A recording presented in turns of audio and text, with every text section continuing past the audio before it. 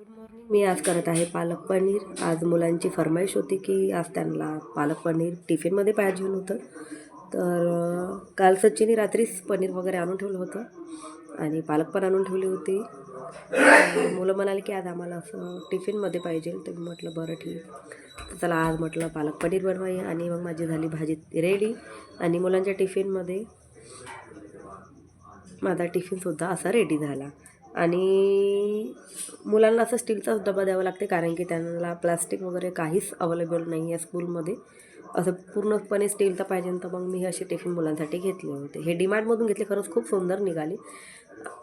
तर त्यानंतर माझ्याकडे आले होते रात्रीला पाहुणे, माझी आत्या आणि आतोबहीण वगैरे. आणि मग सकाळला असं मी छान अप्प्याची तयारी केली. माझ्याकडे इडलीचा जो पेस्ट होता मी त्याचेच छान असे अप्पे वगैरे बनवले. तर हे आहे चटणी आणि ही चटणी शेंगदाण्याची चटणी आहे आणि हे आहे अप्पे. तर मी कालचा रात्रीचा व्हिडिओ शूट नाही करू शकते कारण की माझी थोडी तब्येत पण ठीक नव्हती आणि त्या गडबडीमध्ये माझा आवाज पण खूप बसून होता आणि मला थोडंसं तापसुद्धा होता. मग त्यामुळे मी काही असं करू नाही शकली. आणि हे झाले माझे अप्पे रेडी. अप्पे असे खूप छान बनले माझे आणि खरंच खायला पण खूप असं टेस्टी झालं होता. तर अशा प्रकारे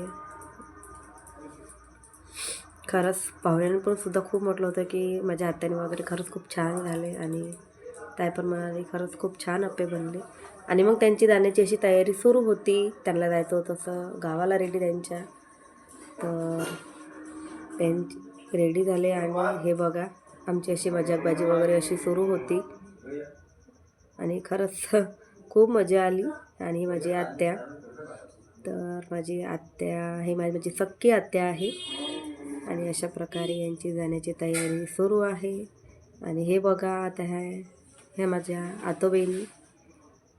आणि हे बघा यांची अशी मस्त मजाबाजी सुरू होती आणि मी यांचा असं व्हिडिओ काढत होते. आणि हे बघा आणि संध्याकाळला मग मी आली माझ्या मामसासऱ्या यांच्या सुनाकडे.